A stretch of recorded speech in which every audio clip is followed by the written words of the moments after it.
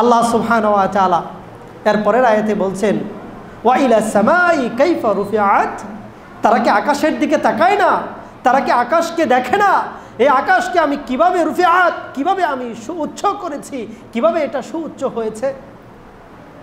আকাশ কত উপরে ভাই, আকাশ কত উপরে, কোনটা যে আসলে আকাশ এটা বলাই তো মুশকিল। আমরা কোরআনের মধ্যে পাই যে আল্লাহ সুবহানাহু ওয়া তাআলা 7টা আসমান সৃষ্টি করেছেন।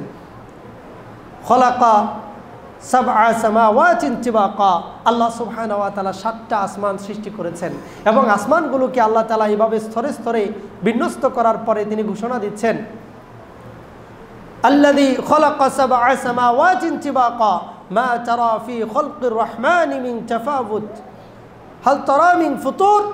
আল্লাহ সুবহানাহু ওয়া তাআলা বলছেন যে আকাশ, যিনি সপ্ত আসমানকে স্তরে স্তরে সাজিয়েছেন, একটার উপর আরেকটাকে তিনি সাজিয়েছেন। আকাশের দিকে তাকাও, আকাশের দিকে দেখো তুমি, সেখানে কোনো ছিদ্র নাই, সেখানে কোনো ফাটল নাই, সেখানে কোনো ত্রুটি বিচ্যুতি নাই। কোনো ত্রুটি বিচ্যুতি কি দেখতে পাও?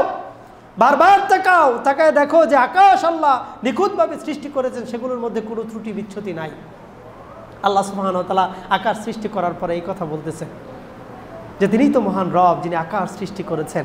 আমরা যদি আকাশের দিকে তাকাই, আমাদের মনটা বড় হবে, আমাদের দিলটা বড় হবে। আল্লাহর কি এক আশ্চর্যজনক সৃষ্টি হচ্ছে এই আকাশ। এই আকাশের ভিতরে যা কিছু আছে, আকাশটা কত বিশাল, এইটা বোঝার জন্য আমি শুধু কয়েকটা উদাহরণ আপনাদেরকে দিতে চাই। আল্লাহ সুবহানাহু ওয়া তাআলা এই জমিনকে সৃষ্টি করেছেন, মানে যেটা পৃথিবী, আমরা যে পৃথিবী দেখি, এই পৃথিবীর মানচিত্রে বাংলাদেশ একটা ছোট্ট দেশ, কিন্তু বাংলাদেশটাও কত বড় যা আমরা ঘুরে ফিরে দেখে শেষ করতে পারি নাই। এখানে হয়তো কেউই নাই যে গোটা বাংলাদেশ ঘুরেছেন, সবগুলো জেলা ঘুরেছেন, অথচ বাংলাদেশের মানচিত্রে বাংলাদেশটা খুঁজে পাওয়া যায় না। কয়েক ঘন্টা লাগবে। যারা পড়তে জানে এমন ব্যক্তিও যদি বাংলাদেশকে খুঁজে বের করতে চায়, বাংলাদেশের মানচিত্রে কয়েক ঘন্টা লাগবে। এত ছোট বাংলাদেশের পৃথিবীর মানচিত্রে বাংলাদেশ, অথচ পৃথিবীটাকে আমরা বলতেছি কত বড়, কিন্তু পৃথিবী যে কত বড় আমরা বলতেছি, পৃথিবীর তুলনায় সূর্যটা হচ্ছে 13 লক্ষ গুণ বড়। সুবহানাল্লাহ। একটা সূর্যের ভিতরে আপনি 13 লক্ষ পৃথিবী জায়গা দিতে পারবেন। 13 লক্ষ পৃথিবী একটা একটা করে যদি টপ টপ করে ঢুকিয়ে দেন, এই সূর্যটা গিলে খেতে পারবে। এত বড় হচ্ছে সূর্য। আর এই সূর্যের থেকেও আরো কোটি কোটি গুণ বড় গ্রহ নক্ষত্ররাজি আল্লাহ সুবহানাহু ওয়া তাআলা আসমানে তৈরি করে রেখেছেন। সুবহানাল্লাহ। যে সৌরজগৎ আমরা দেখি, সৌরজগৎ, সূর্য আছে, আরো অন্যান্য যে গ্রহগুলো রয়েছে সেগুলো নিয়ে হচ্ছে সৌরজগৎ। এই যে সৌরজগৎ আছে, এই রকম অসংখ্য জগৎ নিয়ে একটা গ্যালাক্সি তৈরি হয়েছে, যেটা আমাদের গ্যালাক্সি, যেটাকে বলা হয় the milky way. The milky ওয়ের মধ্যে 10,000 কোটি নক্ষত্র রয়েছে। সুবহানাল্লাহ। 10,000 কোটি নক্ষত্র রয়েছে দ্য মিল্কি ওয়ের মধ্যে। দ্য মিল্কি ওয়ের যে ব্যাসার্ধ বিজ্ঞানীরা বলছেন, যে ব্যাস বিজ্ঞানীরা বলছেন, ব্যাস এটা হচ্ছে 1 লক্ষ আলোকবর্ষ। 1 লক্ষ আলোকবর্ষ মানে কি? একটা আলোর যে গতি, যেটা সূর্য থেকে পৃথিবীতে আসে, এই আলোর গতি 1 সেকেন্ডে হচ্ছে 1,86,000 মাইল। 3 লক্ষ কিলোমিটার যেতে পারে 1 সেকেন্ডে। আপনি চোখের পাতা ফেলছেন, সূর্যের আলো চলে গেছে 3 লক্ষ কিলোমিটার পর্যন্ত। এভাবে করে 1 মিনিটে সে যাবে 60 দিয়ে গুণ দিলে যতটুকু পর্যন্ত যায়। 1 ঘন্টায় যাবে আরও 60 দিয়ে গুণ দিলে যতটুকু যায়। 24 ঘন্টায় যাবে আরও 24 দিয়ে গুণ দিলে যতটুকু যায়, এটা হচ্ছে একদিন। এইভাবে আপনি 365 দিয়ে গুণ দিলে হবে 1 বছর। আরও যদি আপনি 1 লক্ষ দিয়ে গুণ দেন তাহলে হবে 1 লক্ষ আলোকবর্ষ। সুবহানাল্লাহ। এই 1 লক্ষ বছরে আলোকবর্ষে আলো যতটুকু পর্যন্ত দূরত্ব অতিক্রম করতে পারে, পৃথিবী, আমাদের যে গ্যালাক্সির মধ্যে আমরা থাকি, এটা হচ্ছে ক্ষুদ্রতম একটা গ্যালাক্সি দ্য মিল্কি ওয়ে। এটার ব্যাস হচ্ছে এটা। সুবহানাল্লাহ। এটার ভিতরেও 10,000 কোটি এই নক্ষত্ররাজি রয়েছে।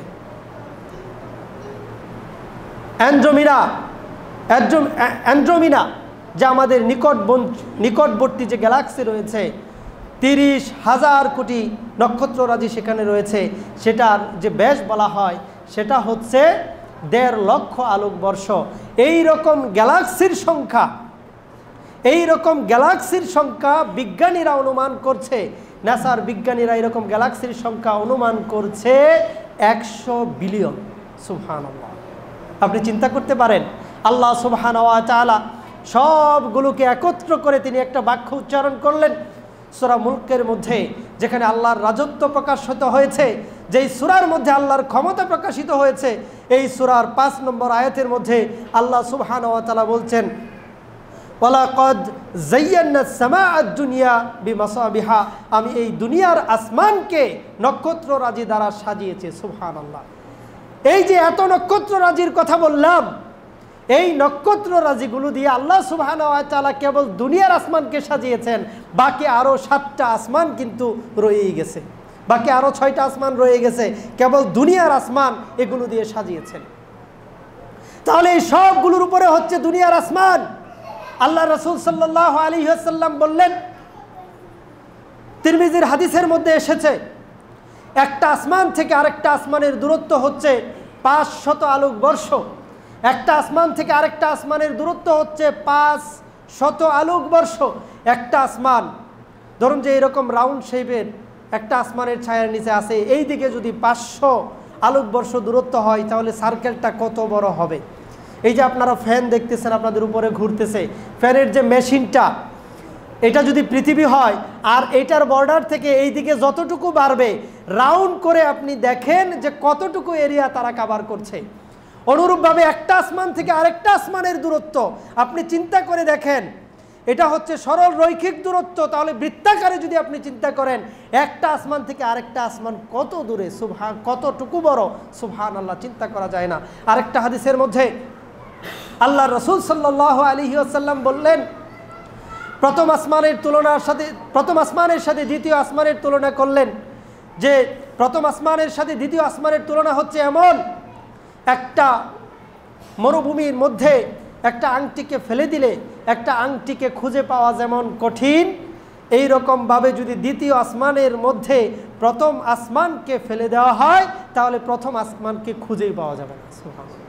চিন্তা করেন আপনি, এটা প্রথম আসমান, দ্বিতীয় আসমান এমন, এরপরে দ্বিতীয় আসমানের তুলনায় তৃতীয় আসমান এত বড়, তৃতীয় আসমানের তুলনায় চতুর্থ আসমান এত বড়, চতুর্থ আসমানের তুলনায় পঞ্চম আসমান এত বড়, পঞ্চম আসমানের তুলনায় ষষ্ঠ আসমান, সপ্তম আসমান, এইভাবে তুলনামূলকভাবে বড় হয়ে উঠছে। একটা আংটির সাথে একটা মরুভূমির তুলনা করলে যেমন হয়, এবার আপনি চিন্তা করেন সপ্তম আসমানটা কত বড়। সুবহানাল্লাহ। আল্লাহ সুবহানাহু ওয়া তাআলা বলছেন যে তারা কি আকাশের দিকে তাকায় না? ওয়া ইলা সামাই কাইফা রুফিআত, তারা কি আকাশের দিকে তাকায় না যে কিভাবে আল্লাহ সুবহানাহু ওয়া তাআলা এই আকাশকে উঁচু করেছেন, আকাশ কিভাবে উঁচু হয়ে আছে। এগুলো কি কোনো কাকতালীয় ঘটনা? এগুলো কি এভাবেই ঘটে যেতে পারে? না না না না না, কখনো এগুলো এভাবে ঘটে যেতে পারে না। নিছক এখানে অবশ্যই একজন মেকানিক দরকার, একজন সৃষ্টিকর্তা দরকার। এগুলো এমনি ঘটতে পারে না। আপনি যদি দেখেন কি সুন্দর মেকানিজম আল্লাহ সুবহানাহু ওয়া তাআলা এই আকাশের নিচে দিয়েছেন, মধ্যাকর্ষণ শক্তি দিয়েছেন। যদি আকাশের মধ্যে এই মধ্যাকর্ষণ শক্তিটা না থাকতো, একটা নক্ষত্রের সাথে যদি আরেকটা নক্ষত্র ধাক্কা খেত, যদি এক চুল পরিমাণ সরে যেত, তাহলে এটার অস্তিত্ব টিকিয়ে রাখা সম্ভব হতো না। একটার সাথে আরেকটা যেদিন ধাক্কা লাগবে, যেদিন নক্ষত্ররাজি খসে খসে পড়বে, একটার সাথে যেদিন আরেকটা ধাক্কা লাগবে, সেই দিনের নামটা হচ্ছে কিয়ামত। সেই দিনটার নাম হচ্ছে কিয়ামত। কিয়ামত হয়ে যাবে, এগুলো সব ইমব্যালেন্স হয়ে যাবে, একটাও টিকতে পারবে না। তো এই যে সূক্ষ্মভাবে স্থাপন করলেন, এখানে কি একজন মহান সৃষ্টিকর্তা ছাড়া এটা কি কোনোভাবেই সম্ভব? কখনোই এটা সম্ভব নয়। এগুলোর দিকে যদি তারা তাকায়, তাহলে তারা মহান সৃষ্টিকর্তার কথা চিন্তা করবে। তারা অবশ্যই বলতে বাধ্য হবে যে একজন সৃষ্টিকর্তা, একজন মহান রব, একজন খালিক অবশ্যই আছে। এই কারণে আপনারা দেখবেন হামজা রাদিয়াল্লাহু তাআলা আনহু যখন ইসলাম ধর্ম গ্রহণ করলেন, তিনি শিকারে বের হয়েছিলেন, শিকারে গিয়েছেন। সেখান থেকে ফিরে এসে দেখলো যে আবু জাহেল মুহাম্মদ সাল্লাল্লাহু আলাইহি ওয়াসাল্লামকে আঘাত করেছে। তো হামজা দাঁড়িয়ে আবু জাহেলকে পাল্টা আঘাত করেছে। পাল্টা আঘাত করে বলতেছে, সাহস থাকলে তুমি আমাকে পাল্টা আঘাত করে দেখাও। তো আবু জাহেল তো এখান থেকে পালিয়েছে। তো হামজা রাদিয়াল্লাহু তাআলা আনহু উচ্চারণ করছেন যে আমি যখন রাতের অন্ধকারে শিকারে বের হই, যখন আমি তাকায়া দেখি, আমি যখন মরুভূমির দিকে তাকাই তখন দেখি যে বিশাল এক মরুভূমি। আমি যখন আকাশের দিকে তাকাই দেখি একটা বিশাল আকাশ, দেখি কোটি কোটি নক্ষত্ররাজি। এগুলো কিভাবে সৃষ্টিকর্তা ছাড়া হতে পারে? তখনই তো আমি মনের অজান্তে একক সত্তায়, একক স্রষ্টায়, একক আল্লাহ বিশ্বাস করি। সুবহানাল্লাহ। এই বিশাল আকাশের দিকে তাকালে, এই নক্ষত্ররাজির দিকে তাকালে একজন মানুষ কিভাবে অবিশ্বাসী হতে পারে? আল্লাহ সুবহানাহু ওয়া তাআলা বলছেন, ওয়া ইলা সামাই কাইফা রুফিআত, আকাশের দিকে তাকায় দেখো কিভাবে আমি এটাকে উঁচু করেছি।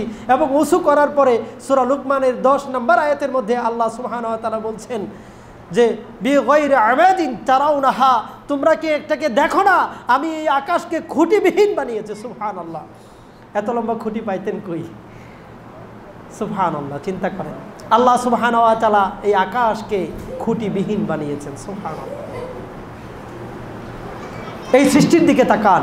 আল্লাহ সুবহানাহু ওয়া তাআলা আকাশকে সৃষ্টি করার পরে সূরা আম্বিয়ার মধ্যে 22 নম্বর, সূরা আম্বিয়ার 32 নম্বর আয়াতে আল্লাহ সুবহানাহু ওয়া তাআলা বলছেন, ওয়া খলাকনাস ওয়া জাআলনাস সামাআ সাকফাম মাহফুজা, আমি তো তোমাদের জন্য আকাশকে একটা ছাদ বানিয়েছি, একটা সুরক্ষিত ছাদ আমি বানিয়েছি আকাশকে। এখন এই আকাশের সংজ্ঞা নিয়ে আবার পড়ছি বিপদে, যে তাহলে সব কিছু তো বিপদ আপদ তো নিচ থেকে পড়ে, উপর থেকে অনেক বিপদ আছে। আকাশের যে আসলে পুরুত্ব কতটুকু এটা বলা মুশকিল। তো আল্লাহ সুবহানাহু ওয়া তাআলা বলছেন এই আকাশকে তিনি ছাদ বানিয়েছেন, আমাদের জন্য একটা প্রোটেকশনের ব্যবস্থা করেছেন। এটা দ্বারা উদ্দেশ্য হচ্ছে আল্লাহ সুবহানাহু ওয়া তাআলা অনেকগুলো লেয়ার আমাদের জন্য তৈরি করে রেখেছেন। আসমান থেকে এই জমিন পর্যন্ত অনেকগুলো লেয়ার আছে বায়ুমণ্ডলের মধ্যে। একটা আছে ওজোন স্তর, ওজোন লেয়ার বলা হয় এটাকে। এই ওজোন লেয়ার সূর্যের যে তীব্র আলোক রশ্মি আছে, এই তীব্র আলোক রশ্মি, এখানে কিছু আছে আলট্রাভায়োলেট রে আছে, কিছু আলোক রশ্মি আছে যেগুলো আমাদের পৃথিবীর বুকে যদি আসতো তাহলে আমাদের মানুষের শরীরে লাগলে গা জ্বলসে যেত, ক্যান্সার হতো, এইরকম নানান অসুখ বিসুখের মধ্যে আমরা পড়ে যেতাম, তাপমাত্রাটা বেড়ে যেত। এমনিতেই ওজোন লেয়ারের কিছু কিছু জায়গা নষ্ট হয়ে যাওয়ার কারণে, গ্রিন হাউস এফেক্টের কারণে এই উত্তাপ পৃথিবীর বেড়ে যাচ্ছে। কিন্তু এটা যদি পুরাটাই না থাকতো তাহলে এই পৃথিবীটা বসবাসের উপযোগী হতো না। আল্লাহ সুবহানাহু ওয়া তাআলা এই পৃথিবীটাকে বসবাসের উপযোগী করেছেন এরকম বিভিন্ন ধরনের লেয়ার স্থাপন করার মাধ্যমে। একটা আছে ম্যাগনেটোস্ফিয়ার। এই ম্যাগনেটোস্ফিয়ারের কাজ কি? এই পৃথিবীর উপরেও, এই আসমানের মধ্যে বিভিন্ন ধরনের জ্বর হয়, নক্ষত্ররাজিরাও একটা আরেকটার দিকে ছুটে যায়। এগুলো বিভিন্ন ধরনের উল্কাপিণ্ডের কথা আপনারা জানেন যে পৃথিবীর দিকে আসতেছে ছোটো ছোটো, এগুলো পৃথিবীতে আসার আগেই ধ্বংস হয়ে যায়। পৃথিবীর থেকে বড় বড় উল্কাপিণ্ডও আছে, এগুলো যদি পৃথিবীর বুকে আসতো তাহলে পৃথিবী চূর্ণ বিচূর্ণ হয়ে যেত। আল্লাহ সুবহানাহু ওয়া তাআলা এগুলো নিজস্ব মেকানিজমের মাধ্যমে এগুলোকে আকাশের উপরেই শায়েস্তা করেন, এগুলোকে পাঠান না পৃথিবীতে। আছে অ্যাটমসফিয়ার, যদি এগুলো না থাকতো তাহলে এই পৃথিবীটা নিরাপদ হতো না। আল্লাহ সুবহানাহু ওয়া তাআলা আকাশ থেকে পানি বর্ষণ করেন, আল্লাহ সুবহানাহু ওয়া তাআলা আকাশ থেকে পানি বর্ষণ করেন। এই পানি বর্ষণের ফলে উদ্ভিদগুলো জেগে ওঠে, উদ্ভিদগুলো জীবিত হয়ে ওঠে, আর এখান থেকে আমাদের রিজিকের ব্যবস্থা হয়। চিন্তা করছেন আল্লাহ সুবহানাহু ওয়া তাআলা যদি লোনা পানি বর্ষণ করতেন তাহলে আমরা কি পৃথিবীর বুকে টিকে থাকতে পারতাম? কোনো প্রাণী কি টিকে থাকতো? কোনো উদ্ভিদ কি টিকে থাকতো? না, কেউই টিকে থাকতে পারতো না। আল্লাহ সুবহানাহু ওয়া তাআলা এই নির্মল জীবাণুমুক্ত পানির ব্যবস্থা করেছেন তিনি আসমান থেকে এই বৃষ্টির মাধ্যমে। সুবহানাল্লাহ। তারা কি আকাশের দিকে তাকায় না? এই আকাশের উপকারিতার কথা কি তারা লক্ষ্য করে না? আল্লাহ সুবহানাহু ওয়া তাআলা বলছেন